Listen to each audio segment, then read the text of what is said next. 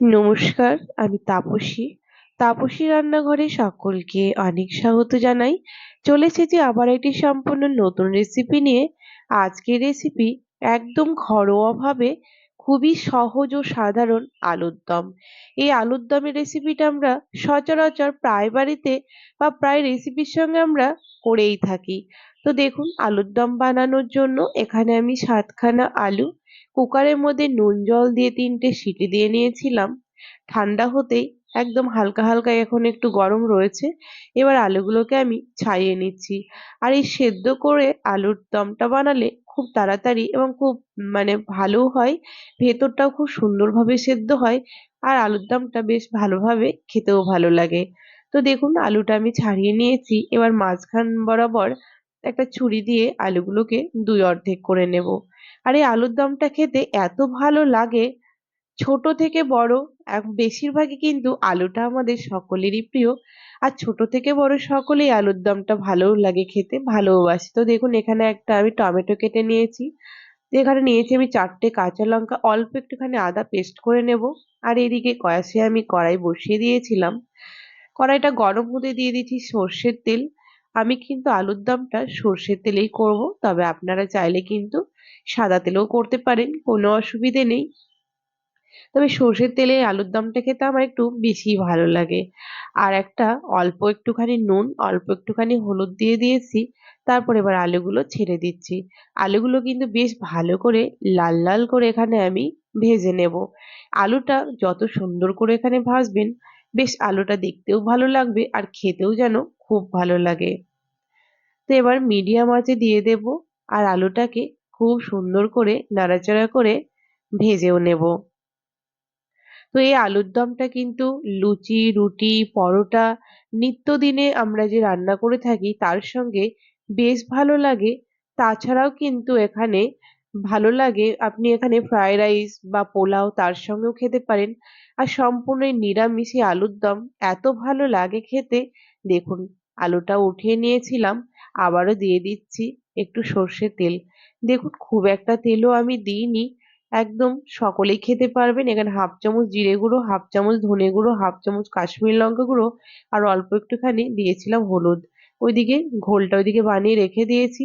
আর এখানে তেলটাও গরম হওয়াতে দিয়ে দিচ্ছি ফোড়নে একটা শুকনো লঙ্কা, একটা তেজপাতা, দুটো লং, দুটো এলাচ, একটু দারচিনি আর দিয়ে দিলাম একদম হাফ চামচের কম সাদা জিরে।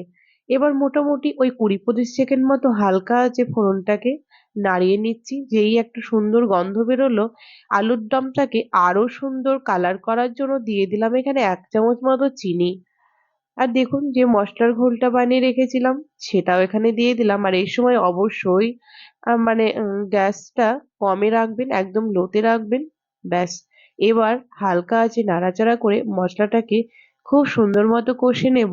আর যেই উপর থেকে তেলটা ছেড়ে আসবে, তখন যে মশলাটা আমি পেস্ট করে নিয়েছি, কাঁচা লঙ্কা, টমেটো আর আদা, সেটাও কিন্তু এর মধ্যে এবার আমি দিয়ে দেব। আর তার আগে দিয়ে দিলাম হিং, যেটা ছাড়া কিন্তু নিরামিষ রান্না একেবারেই ভালো লাগে না। হিং দিলে এত ভালো লাগে আলুর দম খেতে, ব্যাস। তো গুঁড়ো হিং না থাকায় আমার কাছে গোটা হিং ছিল, সেটাই আমি জল দিয়ে ভিজিয়ে রেখেছিলাম, সেটাই দিয়ে দিয়েছিলাম। আর দেখুন, দিয়ে দিয়েছি সেই মশলার পেস্টটা। এবার লো টু মিডিয়ামে দিয়ে সুন্দর করে আমি এখানে মশলাটাকে কষিয়ে নেব। এই মশলাটা কিন্তু বেশ সময় ধরে সুন্দর করে কষাতে হবে। মশলাটা যত সুন্দর কষাবেন তাহলেই কিন্তু এখানে আদা আর এখানে টমেটোর কাঁচা গন্ধটাও চলে যাবে। দেখুন, একদম তেল ছেড়ে দিয়েছে। এইবার ভেজে রাখা আলুগুলো আমি এখানে দিয়ে দিচ্ছি। খুবই কম সময় লাগে আর খুব সহজেই এই আলুর দমটা হয়েও যায়। আমারও ভীষণ ভালো লাগে। তাছাড়া আমার বাড়িতে আমার ছেলেও ভীষণ ভালোবাসে এই আলুর দমটা খেতে। তাই আমি এখানে করেই থাকি। তাই মনে হলো যে আপনাদের সঙ্গে আমি এটাকে আজকে শেয়ার করব। তো দেখুন, আমি আলুটা কিন্তু একদম মিডিয়াম আঁচে দিয়েছি। আর এখানে দিয়ে দিলাম একটুখানি গরম জল। ভালো করে আলুটাকে এবার মশলার সঙ্গে কষিয়ে নেব। তো যারা এখনো আমার চ্যানেলটিকে সাবস্ক্রাইব করেনি তাদের অনুরোধ জানাচ্ছি, যারা ইউটিউব থেকে দেখছেন প্লিজ আমার চ্যানেলটিকে সাবস্ক্রাইব করে পাশে থাকা বেল আইকনটি প্রেস করবেন।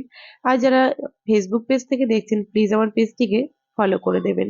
দেখুন ওই ১-১.৫ চামচ মতো টক দই একটুখানি ফেটে নিয়েছিলাম, সেটাও আমি এখানে আলুর দমের মধ্যে দিয়ে দিলাম। আর অবশ্যই টক দই দেওয়ার পর কিন্তু আঁচটাকে বাড়াবেন না, একদম কম আঁচে কিন্তু কষিয়ে নিতে হবে। দেখুন ভালো করে নাড়াচাড়া করে একদম কম আঁচে আবারও কিছুক্ষণ আমি কষিয়ে নেব। তো এখানে কিন্তু খুব সুন্দরভাবে আমার এখানে প্রায় মানে কষিয়ে নিচ্ছি। আর বেশ সময় ধরে কষালে আলুর ভেতরে বেশ মশলাগুলো সুন্দরভাবে ঢোকে। ঢাকা দিয়ে দিলাম ২-৪ মিনিটের জন্য। দেখুন যেহেতু আমি খুব একটা তেল এর মধ্যে দিইনি, আপনারা দেখেইছেন, যার জন্য অতটা তেল তেল একদম লাগবে না। একদম স্বাস্থ্য সচেতন সকলেই খেতে পারবেন। বাচ্চা থেকে বড় কোনো অসুবিধে নেই। দেখুন এবার কষানো হয়ে যেতেই আমি দিয়ে দিলাম এখানে গরম জল। অবশ্যই রান্নায় গরম জল ব্যবহার করবেন, যেটা আমি বলেই থাকি। তাতে কিন্তু রান্নার টেস্ট ভীষণ ভালো লাগে। ব্যাস এবার কিছুক্ষণ ভালো করে একটুখানি নাড়াচাড়া করে দেব। তারপর কিন্তু আমি এখানে ঢাকা দিয়ে দেব। তো আলুর দম আপনারা যদি একটুখানি ভালোবাসেন ঝোলা খেতে, মানে একটু ঝোল ঝোল খেতে, তাহলে জলের পরিমাণটা একটুখানি বাড়িয়ে দেবেন। যদি গামাখা খেতে চান তাহলে এই পরিমাণ জলই ঠিক আছে। দেখুন এবার আমি দিয়ে দিলাম পরিমাণ মতো নুন। কেননা আমি সেদ্ধর সময়তে অল্প নুন দিয়েছিলাম, আর ভাজার সময় পরে আমি আর নুন দিইনি। এবার নুনটাও দিয়ে দিলাম। পরিমাণ মতো আপনাদের যতটুকু নুন লাগবে আপনারা দিয়ে দেবেন।